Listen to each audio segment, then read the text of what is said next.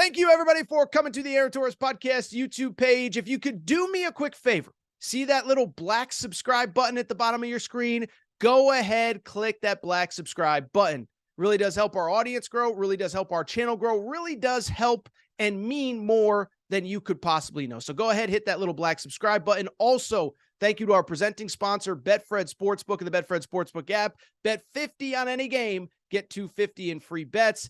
Thank you again to Betfred. Thank you again to you. Now, here's the video that you came here for. I do want to switch gears, and I do want to talk a little bit of college football. That is right.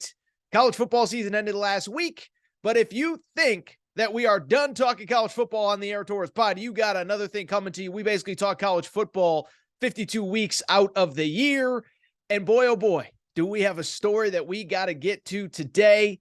It is juicy. It involves NIL. I mentioned it in passing on Friday's show, said, I don't want to talk about it. I'm not talking about NIL.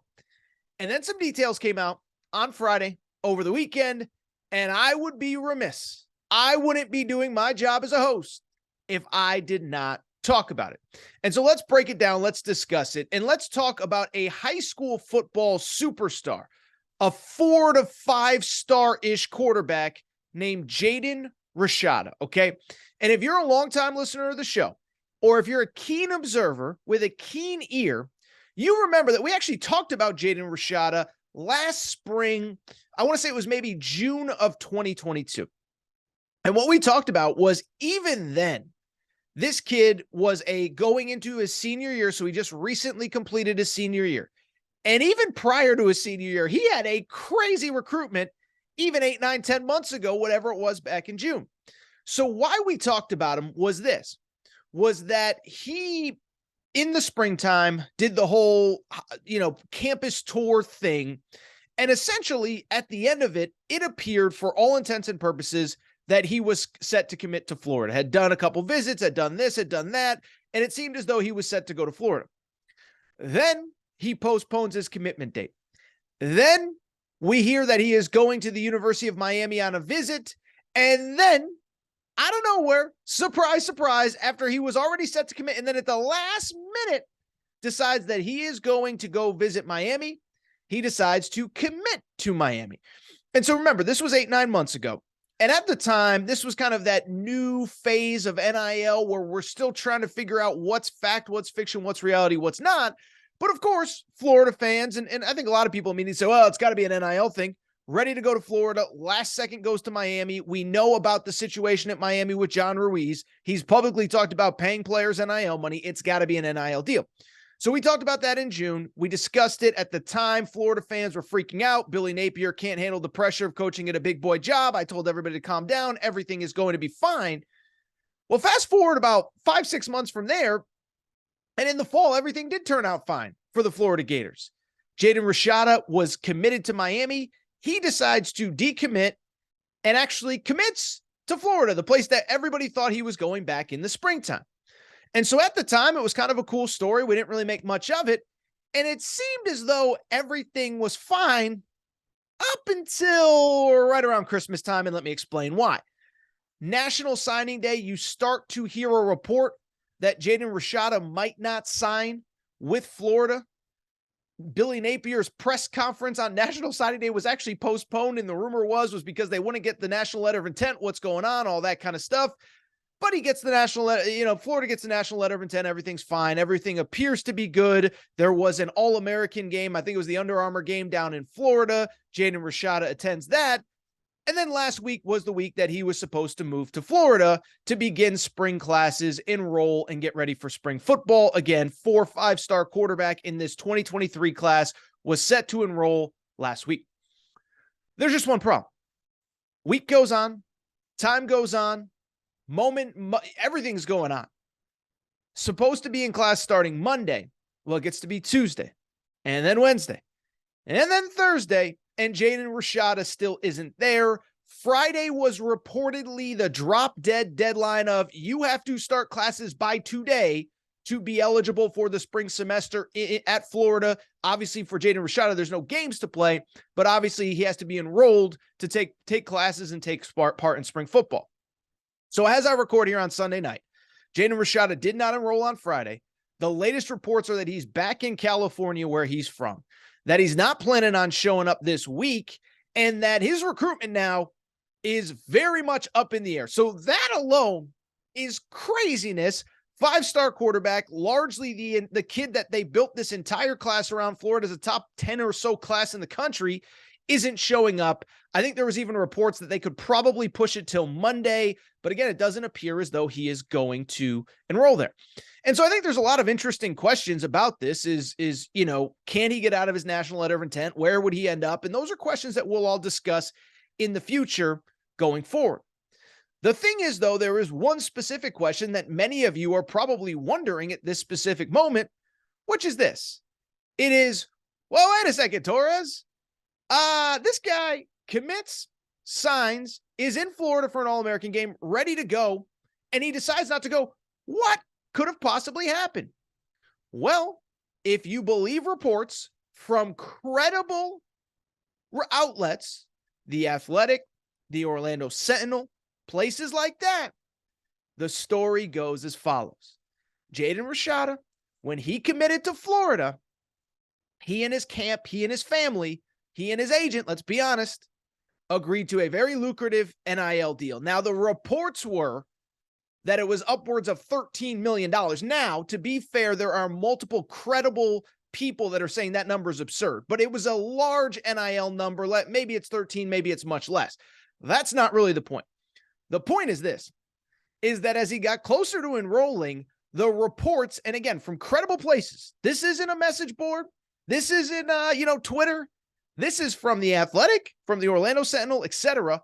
And the reports are that Florida, in the midst of him getting ready to enroll, didn't actually have the money to pay him what they promised, and they were trying to renegotiate on the fly. And so let me tell you this. One, this is the official craziest story of the NIL era that we have so far. And two, I think there's a lot of lessons that we can learn from this, from both sides, from the Rashada side, from the Florida side, whatever. And let me start by saying this. Whether the report is fully true or not, and I should reference, by the way, there is a small segment of people, there are reports, not as many, that the camp is actually asking for more money and that Florida isn't going to give it to them. But again, I'm going to go off the Athletic report that says, a credible Florida writer says they just don't have the money, or they don't have the money that they promised them. And so I have a lot of thoughts when I hear this story. But I think the first thought that comes immediately to mind when I hear this is as follows.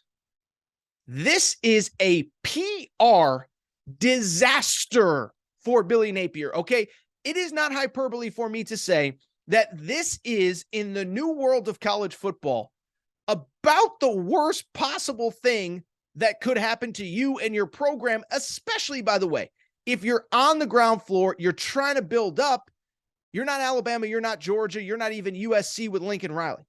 This is the worst possible thing that could happen for Florida, and I don't necessarily blame Billy Napier. Remember, coaches, ADs, athletic departments are not allowed to work with collectives, at least above board. Collectives and players work independently. That's how these deals come together. And so I bring it up for this reason. This is why it's a complete disaster, a PR nightmare for Billy Napier. The bottom line is, it doesn't really matter if it's true or not that Florida does not have the money to pay this kid. Because right now, what really matters is that narrative is out there right now. The narrative that Florida makes promises, puts pen to paper, that they can't keep. That is the worst thing that you can have said about you and your program in the new world of college football. Let me explain why. It is because in college sports, for as long as I've been covering them, and as long as they've been going on, negative recruiting has always been a thing. It might be your facilities. It might be your resources. It might be that your head coach is going to the NFL. It might be that your head coach is retiring. Remember, not this stuff doesn't even have to be true, but people say all sorts of stuff. I'll give you an example. I'm sure there are kids on Georgia's roster right now who had negative recruiting when they went in with other schools who said, you'll never win a championship under Kirby Smart. Great recruiter, isn't going to develop you. You're not going to win at the highest level. Come to fill in the blank school. And I'm not accusing any school of doing that, but you know that somebody did. You know that schools right now, when it's down to Alabama and XYZ, there are schools saying, Saban's 71 years old. He's not going to be there. He's not going to be there by the time you're a junior. And so with Florida, this is what people are going to say to them. Oh, you can commit to Florida. If Florida is where you want to go, I'm not going to stop you. Just know that if you are told that you're going to get a certain NIL amount, and we'll take care of you. But again, you do what you want. But just know that if you're told that you're going to get a certain NIL amount, you're not going to get it. No, that's not my opinion. This is me, by the way. This is me, Aaron Torres, being the defensive backs coach at Miami or Georgia or Florida State or Tennessee or South Carolina or whatever. Oh, no. You can commit. I'm just telling you, they don't pay their kids. They're going to promise you something to get you in the door. They don't have the money to back it up. And when the recruit looks them in the eye and says, well, Coach Napier promised, well, guess what he's going to do? He's going to say, go on Google. There's this little website called Google that's going to tell you everything you need to know. This isn't my opinion. This isn't what I think. If I'm the safeties coach at Georgia, that's all I'm saying. I'm not saying I'm a liar. This is all on the internet. It's got to be true if it's on the internet, right? And so I bring it up because this is the worst form of negative recruiting you can have in this modern era, is that you make promises you can't keep in the NIL. And I think that is going to be catastrophic for Billy Napier. Now, to continue this conversation, I think there is a very important lesson to learn for the student athlete. And it's a lesson that I think more and more are learning as we go on in time. You better get it in writing, right? Because if you think about this NIL era that we live in, what has been one constant murmur about a lot of these deals is that a school promises something to get you to campus, you sign, you show up, and they don't deliver. We heard reports. We talked about it last summer with Jordan Addison. Was it true? Was it not true? I don't know. I just know there were reports. Texas A&M, there were reports that some of the players were promised things. They got to campus, they weren't delivered. Well, now you're stuck here. You can't go anywhere. You can't play anywhere else, so you might as well stick it out. And so if this is the case, the reports are that Rashada has a lawyer, Rashada has representation. Good for him. Because at the end of the day, I think all these kids, I'll just tell you, if we have any parents that listen to this show, I don't care if you're a soccer player or a tennis player, if they're offering you something in NIL, I would make sure that it's in writing on a piece of paper, because if not, they're going to pull a 180 when you get to campus. And finally, what I would say, is I hate this. I want to say something else. If this is true, and let's just say, let's work under the scenario that the kid in the camp are doing their end of the bargain. They're doing what they promised. They agreed to a deal. Florida's trying to renege. That is the report. You know what I actually feel bad for? I feel bad for the kid himself. I feel bad for Jaden Rashada, because my guess is this. He's 18, 19 years old, and he is now the face of, quote unquote, selfish, entitled NIL. And what I can tell you, as somebody who's been around college sports for over a decade now, very rarely does the kid have anything to do with this, right? Very rarely does the kid have anything to do with everything that goes on around them. And usually it's a selfish, greedy adult with their hands out, if we're being honest. And by the way, the adult could be on either side on this one. It could be Rashada's lawyer, his agent, his parents. It could also be Florida that has the selfish adult on the other side saying, I know we promised you this, but I'm not actually paying it. But the bottom line is that so often these kids get caught in the middle, and it's not even about it. It's about using them to leverage something that you want from somebody else. And it's so disappointing, but this is the new world that we're living in as we professionalize college athletics. Very rarely is the kid the one that actually is. I'll tell you a funny story. Not funny, kind of sad actually, but a true story. I remember about 4 or 5 years ago, this was pre-NIL. I remember talking to a big-time college hoops coach, and I'm not going to name the guy's name for obvious reasons, but this is a big name, big school, recruits the best of the best. And I remember he told me point blank, he said, Aaron, I've been doing this a long time. He said, in all my years recruiting at the level that I have, only once has a kid ever actually asked me for anything. And that was an older player. He was a transfer. He had eligibility. Remember, this was back in the grad transfer days when only grad transfer could get immediate eligibility.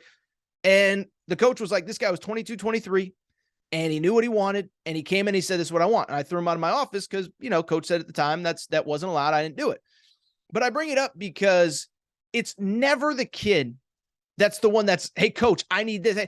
it's always an adult, a parent, a this, a that, a high school coach, and basketball an AAU coach, and football a 7-on-7 coach. So I feel bad for the kid. Last thought on this, and I'll just say this, by the way, we're going to continue to cover this. And by the way, maybe by the time Tuesday rolls around, he's on campus and everything is good. Maybe he's decommitted and he's committed somewhere else. All I can do is go off on the facts that I have now. And right now it looks like Florida is trying to renege. And it's sad. And the last real thought that I have on this is that the NCAA has obviously screwed up a lot of stuff. And I'm not always blame NCAA guy for everything, right? But the NCAA screwed up a lot of stuff. And I do think as we move forward in this NIL world, I do think the NCAA has to put NIL in the hands of schools, ADs, and administrators. Because what you have to understand, and I think most of you know it, you follow your team, whoever it is, Tennessee, Arkansas, UCLA, USC, Kentucky, who cares? Most NIL stuff is not only not run by coaches and administrators, they're not allowed to be involved. And I think that's an important distinction here. This isn't a kid agreeing to a contract with a school and the school not paying. It's a third party that we're calling a collective. The collective raises the funds on behalf of the fans, and the school has nothing to do with it. And so one, if you're a fan, the bottom line is you are caught in this middle ground of you want to help support your team, but you don't know where the money's going. And some schools, it's really organized and it's great and everything's good and blah, blah, blah, blah, and this and that. But there's quite a few other schools where it's a total mess right now, where fans are giving money, they don't know where it's going, where players aren't getting anything. And to me, I think the best way to solve this, let the schools act as fundraisers. Let the schools determine how much they have to pay their quote unquote payroll. Do I love it? Do I want that to be where college athletics is? No, I don't, but it is where we're going. One thing I always say about this show, I complain, and then once I know I can't change it, I move on and I adjust. Didn't like the transfer portal, complained, but it was time to move on. NIL, complained, time to move on. And I think that's the world that we're living in. And two, when you do it through a school, when you do it with that Gator logo or that, again, I'm just using random examples, but Florida State logo, Tennessee logo, Georgia logo, whatever, that's official. That's when lawyers get involved. That's when people read things over. That's when official contracts are signed. And I do think that's a way to kind of solve issues like this.